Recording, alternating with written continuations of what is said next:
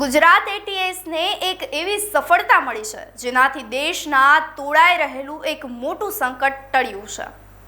એટીએસે એક એવા આતંકવાદી મોડ્યુલનો પર્દાફાશ કર્યો છે જે અત્યંત ઘાતક ગણાતા રિસિન ઝેરનો ઉપયોગ કરી અને સામૂહિક નરસંહાર કરવાનું કાવતરું ઘડી રહ્યા હતા।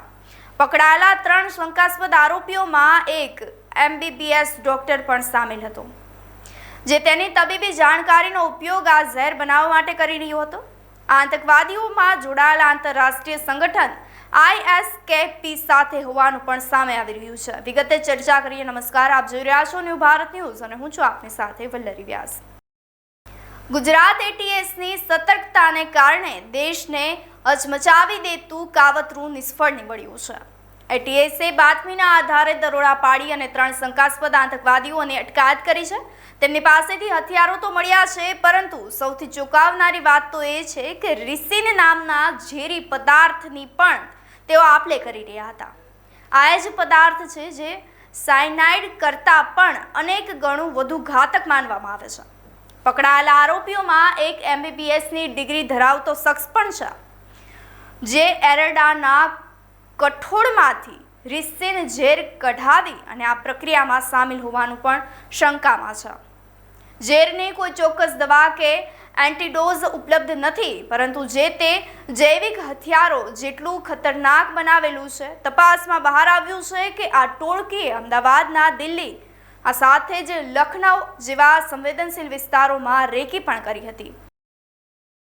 गुजरात एटीएस के डीवाईएसपी श्री यशल चौधरी को एक इन्फॉर्मेशन मिली थी कि हैदराबाद का रहने वाला एक आदमी जिसका नाम सैयद अहमद मोहिउद्दीन है, ये देश में आतंकवादी घटना को अंजाम देने के लिए कुछ कार्रवाइयां कर रहा है और इसी के कॉन्स्पिरेसी के भाग के तहत ये गुजरात अहमदाबाद भी आने वाला है। इस इन्फॉर्मेशन को सीनियर अधिकारियों के साथ शेयर किया गया, काफी टीम्स बनाई गई, टेक्निकल एनालिसिस किया गया, इसके ह्यूमन इंटेलिजेंस को भी डेवलप किया गया और जाना गया कि ये आदमी जो है इसकी मूवमेंट अहमदाबाद में ही लोकेट हो रही है। जो अलग अलग टीमें बनाई गई थी उनमें से इस आरोपी को अडालज के पास जो टोल नाका है इस पे वॉच रखी गई क्योंकि इसका मूवमेंट उस साइड में आ रहा था। वॉच के आधार पे एक आंध्र प्रदेश नंबर की एक गाड़ी वहां से गुजरती हुई मिली, उसको रोका गया, चेक किया गया तो इसमें जो इन्फॉर्मेशन वाला आदमी है सैयद अहमद मोहिउद्दीन, ये हमें मिल गया। इसको चेक किया गया, सरकारी विटनेसेस के सामने इसकी सर्च की गई तो इसके पास में एक बैग मिला जिसके अंदर एक बॉक्स में अच्छे से रैप किए हुए एक डब्बे के अंदर 3 वेपन मिल गए। ये 2 ग्लॉक थी, साथ में एक बेरेटा पिस्टल है और साथ में 30 राउंड है। इसके साथ साथ एक प्लास्टिक के डब्बे के अंदर लगभग 4 किलो कैस्टर ऑयल भी मिला। इस सैयद अहमद मोहिउद्दीन को एटीएस ऑफिस ला करके डिटेल्ड इंट्रोगेशन किया गया। इसके फोन में भी बहुत सारी चीजें मिली गई, इसके बारे में पूछा गया, इसके इतिहास को जाना गया। तो जो डिटेल्स मिली वो ऐसी थी कि सैयद जो है वो बेसिकली लगभग 35-36 साल की उम्र का एक व्यक्ति है जिसने चाइना से MBBS किया है। ये काफी पढ़ा लिखा है, काफी रेडिकल मेंटेलिटी है इसकी। ये भारत में मोटे प्रमाण में मतलब बड़ी लोगों को नुकसान पहुंचा पाए इस तरह की आतंकवादी घटना को अंजाम देना चाहता था। इसके लिए बहुत सारे फॉरेनर्स के कांटेक्ट में था। अभी जिस व्यक्ति के साथ इसका सबसे ज्यादा लाइव कम्युनिकेशन था वो एक अब्बू खदीजा नाम से एक टेलीग्राम आईडी थी जिसके साथ एक कांटेक्ट में था, जिसे अपना आमिर मानता था। अब्बू खदीजा जो है वो ISKP का हो सकता है, ऐसा इसका मानना है। इन्होंने मिलकर के जो राइजिन एक बहुत ही पोटेंट पॉइजन है उसको बनाने की प्रोसेस इसने स्टार्ट की थी।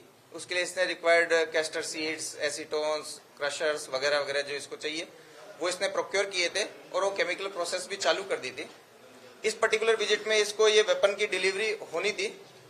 इन वेपन की डिलीवरी के बारे में जब पूछा गया तो ये कलोल के आसपास से इसको एक लोकेशन पे ये डेड ड्रॉप की तरह ये वेपन मिला था। इसके फोन को और डिटेल से देखा गया तो इसके अंदर एक सस्पेक्ट नंबर भी मिला जो कि इस कंडीशन में इसको उससे कांटेक्ट करना था कि अगर वो एक डेड ड्रॉप नहीं ले पाता है तो।